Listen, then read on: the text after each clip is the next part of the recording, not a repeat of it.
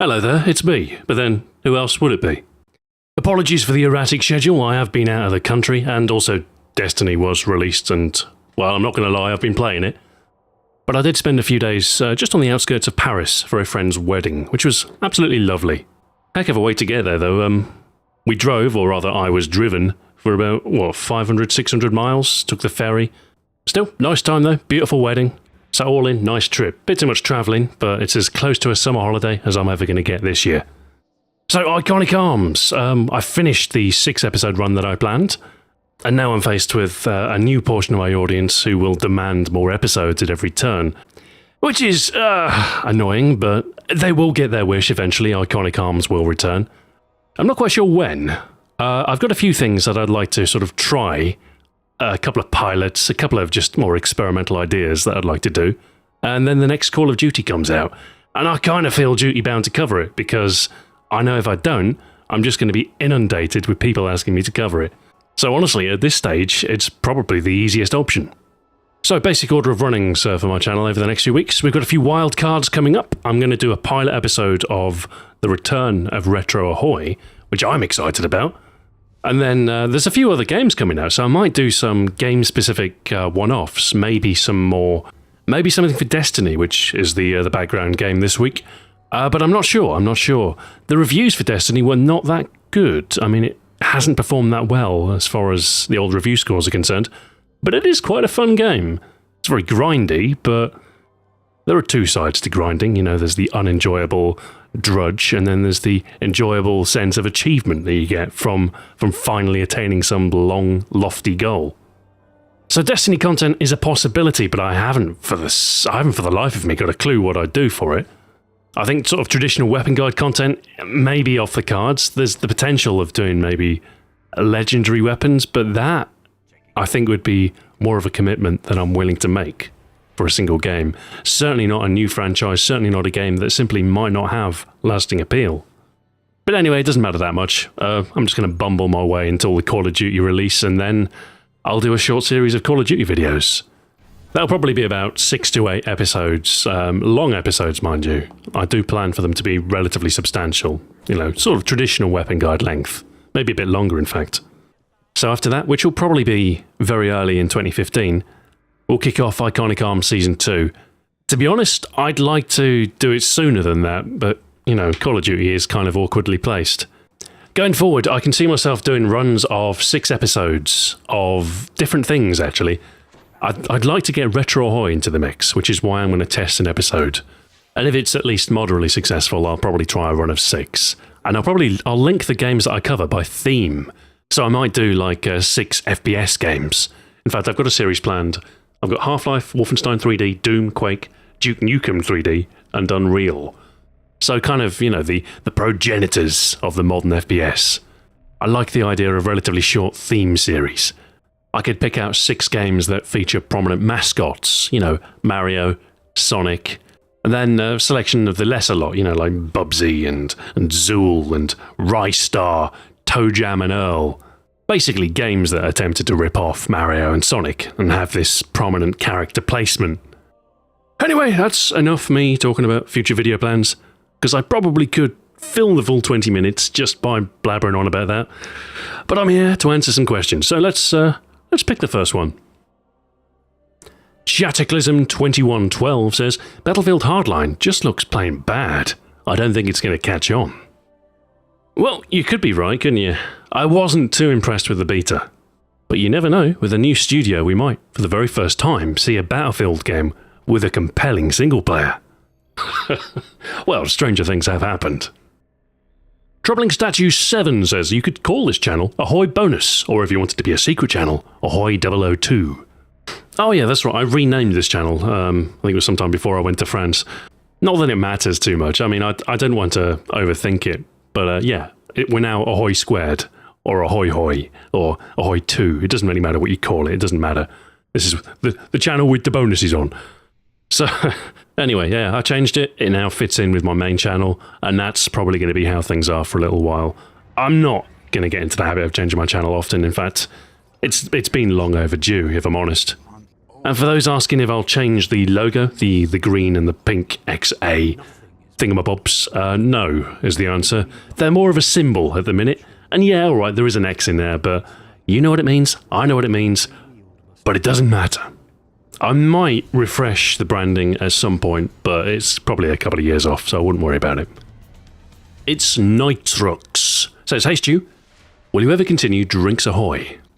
I would like to, actually, yeah. I mean, it's not my main channel, it's not something I could really devote any serious time towards. But yeah, do you know what? I think I might do the occasional special for it. And Christmas is coming up, so what better time? So, Drinks Ahoy Christmas special. I should make a note of that and do it. I don't know what it'll be on, to be honest. Matthew HD says, hello, I really want to know what you think about the new swatting trend that has been popping up in gaming and in general in the recent months. Swatting is tricking of any emergency service via such as a 911 dispatcher into dispatching an emergency response based on the false report of an ongoing critical incident.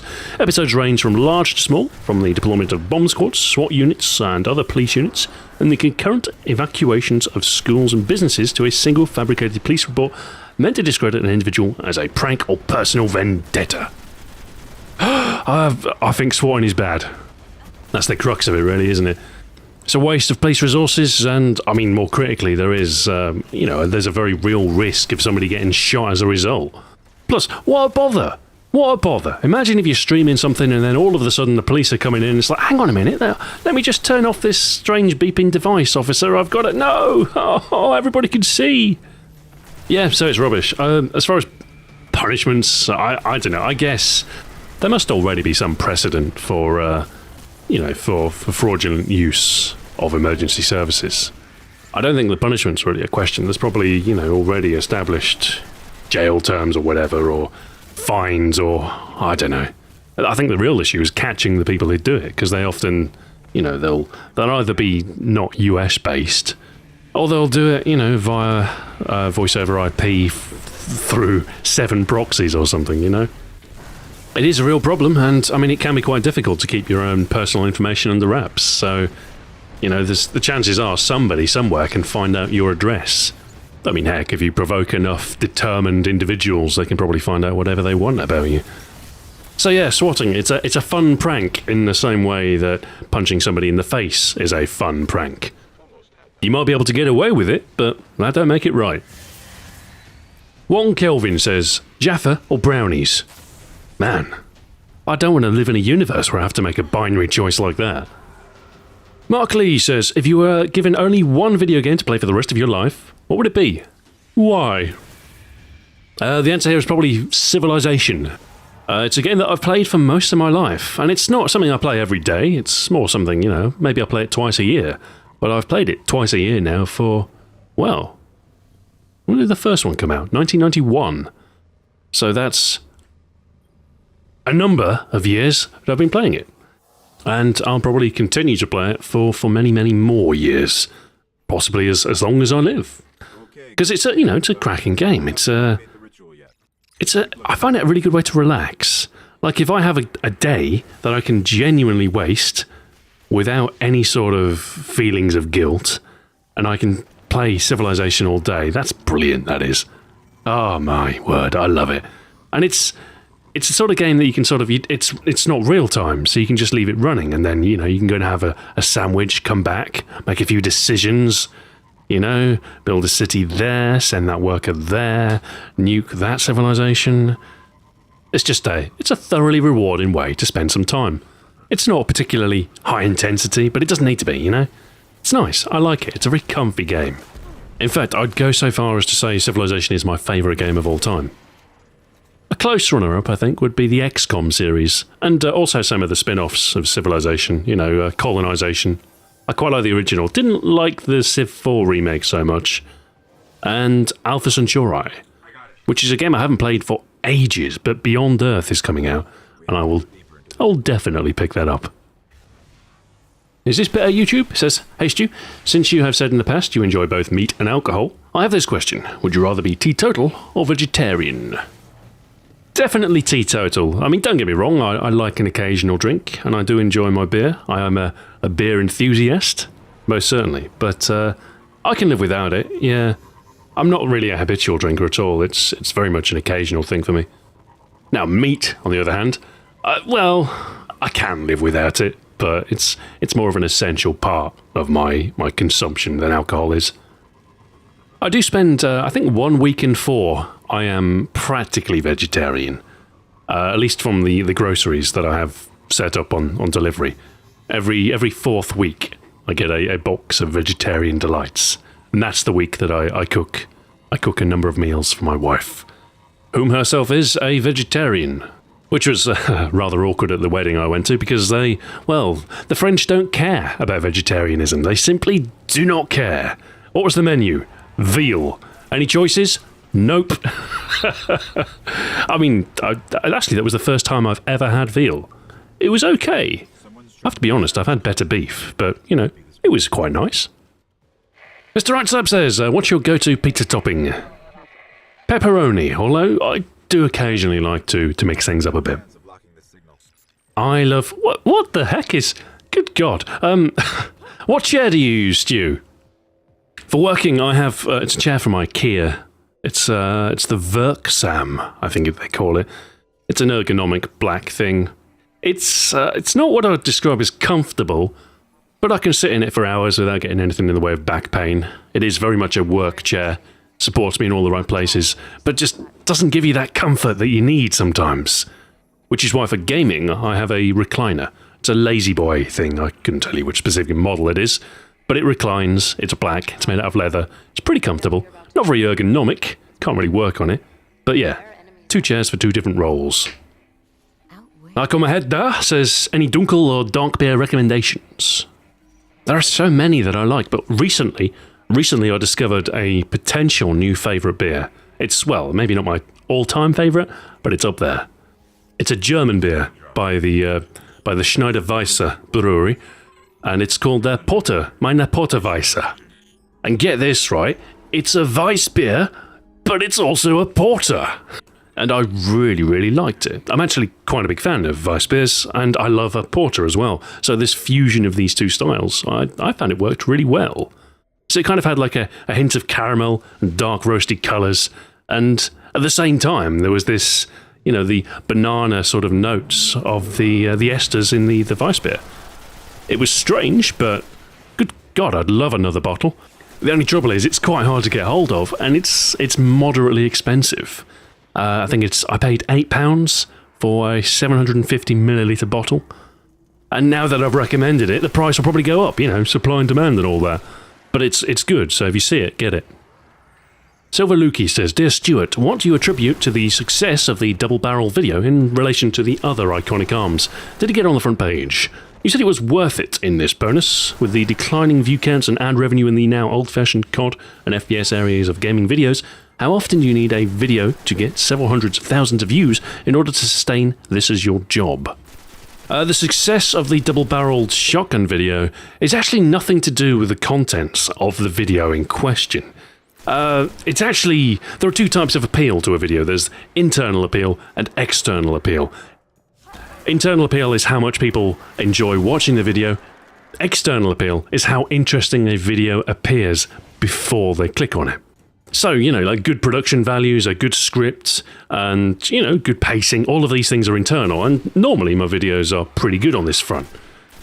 I'd say that most of the Iconic Arms videos were pretty well produced. I could go self-critical and I could try and eke out which were the better episodes, but overall I think they were all of a similar standard. As far as external appeal is concerned, this is kind of a little bit more difficult to pin down. But one of the major factors is the idea behind the video, and also the way in which it's communicated, so the title, the thumbnail, that sort of thing. It can be quite difficult to sort of precisely distill the essence of a video into this sort of encapsulation. And, to be fair, with Iconic Arms, I probably don't do a very good job of that. In fact, I take a very restrained approach. I don't put anything more than the name of the gun that we're covering. That's it. Double-barreled shotgun. That's all it's about. But in doing so, there is a slight element of curiosity, which can help. But before I go on, for all this fancy talk of internal, external appeal, that sort of thing, the real key to the double-barreled shotgun success is the fact that double-barreled shotguns are cool. I mean, that's the thing. You don't have to know anything at all about guns to appreciate 2 barrels worth of buckshot. It's iconic beyond knowing. It's hugely iconic, even if you don't know anything at all about guns.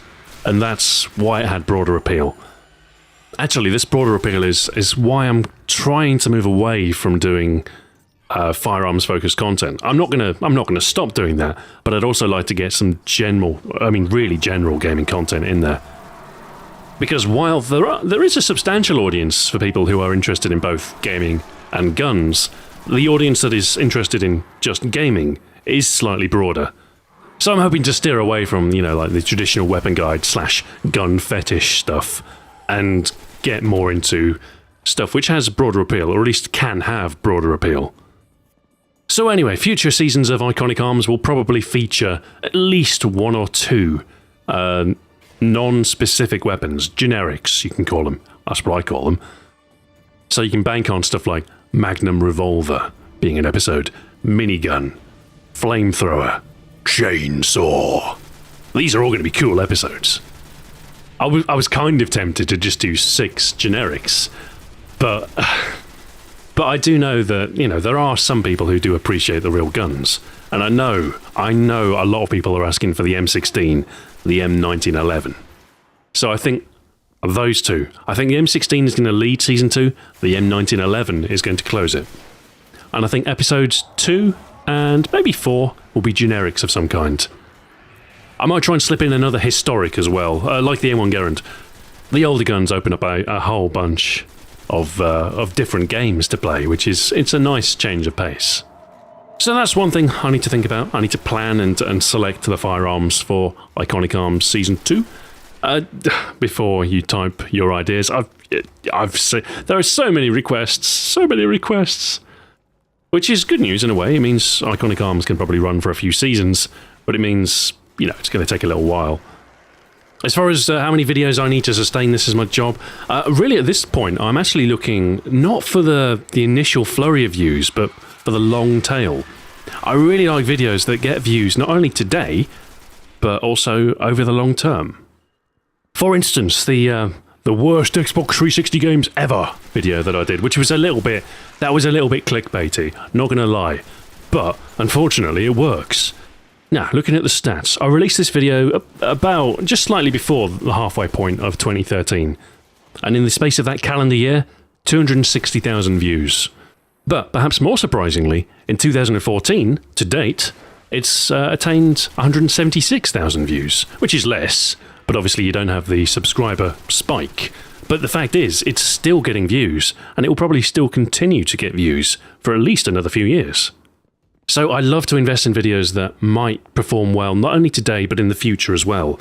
Because in theory, if I keep on doing videos like that, eventually they'll compound, and I might never have to work again. Maybe. But that would be nice. Actually, most of the Call of Duty weapon guides that I've done, they do okay. They generally do pretty well in search rankings. So somebody looking for a bit of a nostalgia kick, they want to look up the ACR from Modern Warfare 2. I mean, it's a long dead game, but it's nice to have a bit of a nostalgia kick. And it turns out that in 2014, even though it's now 4 years old, that game, the ACR video attained 57,000 views, which, it's modest, but consider the fact that there are 42 episodes in that series, everything compounds quite nicely. Captain Warner says, "Hey Stu, Call of Duty Advanced Warfare supposedly has 305 new guns to choose from. What is your opinion of this? Do you think 305 weapons is a bit much? Or do you think it's a good idea and gives the player more variety?" Really? 305? Well, it's a good thing I'm not doing a traditional weapon guide, because there's no way I could do that. I haven't really been keeping... I've watched the main trailers, but I don't really keep up with all of the YouTubers, doing the hype train thing. Because I don't care that much. I mean, I'll enjoy it. It's another Call of Duty. I'll have fun. But I don't feel the need to subscribe to everything and every little sliver of detail that comes out. I just don't care. Just give me the game in November and I'll play it. 305 guns, though. I mean, how? How? What? How? How am I going to cover that? We'll cross that bridge when I come to it, eh? The NL23 says, Stu, now that you're dedicating more time to working on Crush, would you consider putting it up on Steam? If it ever hits a state that I'm, moderately happy with, if it's a complete game and it's feature complete, then I probably will consider doing a Greenlight campaign. And at the same point, I might even liaise with some YouTubers to give them a copy of it, for instance. Try and get some hype going. But I get a lot of people asking me about Crush. Stu, are you going to release a version for the iPhone? It's like, well, no, I'm going to finish it on PC first, and then I'll think about porting it. Oh, Stu, are you going to add Xbox-like achievements? Well, maybe. I mean, I'd love to have the game on the consoles, but there's a long road to go yet. So stuff like platforms, ports, achievements, all of this is far, far in the future. I don't care about it yet. I need to finish a game first. And, questions like, how much do you think you'll charge for it, Stu? I don't know. How much does a game cost? £200? It'll probably launch at $15 or something, and then the first Steam sale it'll dip to $9 odd. And then eventually it'll end up in the bargain basement bin for $1.49. Such is the life of an indie game. But, so much to do, yeah, and it's not even worth thinking about stuff like all of this. I think if the game's a success on PC, I might just pay someone to port it to console for me. I don't know how to do that stuff. I don't want to have to learn Xbox APIs. I'll leave that to the professionals. Big Boom R says, Christ, Stu, your cats are overweight. Get them on a diet. It's really saddening to see stuffy cat owners not care for their pets. Well, thank you for your misplaced concern, but my cats are actually of a healthy weight. They really are. They were at the vets about a month ago for their boosters. They were weighed.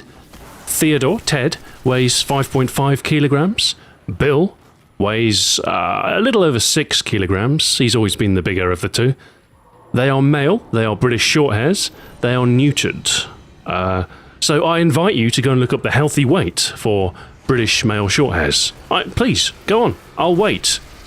Let's see, reading off some cat results. The British Shorthair is a big-sized cat. The median weight of a cat is 7 kilograms. The males can reach 7 to 9 kilograms, while females around 4 to 6 kilos. So yeah, my cats are fine. It was just an unflattering photo is all. I would wager if you stripped off naked and posed in a bed designed for one with a twin brother of yours, it probably wouldn't be the best photo. But they're just big cats, and I love them very much. Anyway, we're approaching 23 minutes, and I'm about to run out of footage after I kill this boss. Spoiler alert. But, anyway, so, alright. Bonus, I'm going to try and keep it super regular. I'll do one next Wednesday. Unfortunately, when I'm doing specials, they often take more than a week, which really puts a spanner in my works of trying to remain regular. So, anyway, I'm going to try and shoot for Sunday the 28th for this next special. It's a historical one. It wouldn't be out of place on Retrohoy. But it's a sad story, a tale of a moribund machine and the valiant efforts of a noble few. It's a bit of a wild card. I have no idea how this video is going to do. It's also quite a personal one, because a lot of these games are games that I grew up with. So, yeah, it's an experiment. I want to see if I can make what could be an uninteresting topic. I want to see if I can make it absolutely compelling. And like I say, I think there's a bit of a story to this video, so I'm going to try and spin that angle and see how well it works. If all else fails, it should be a moderately interesting insight into a particular slice of video game history. And like I say, it's something which I actually know quite a bit about this particular... It's the Amiga. It's a particular type of game on the Commodore Amiga. It will probably baffle all of those people who subscribed for Iconic Arms, like I say.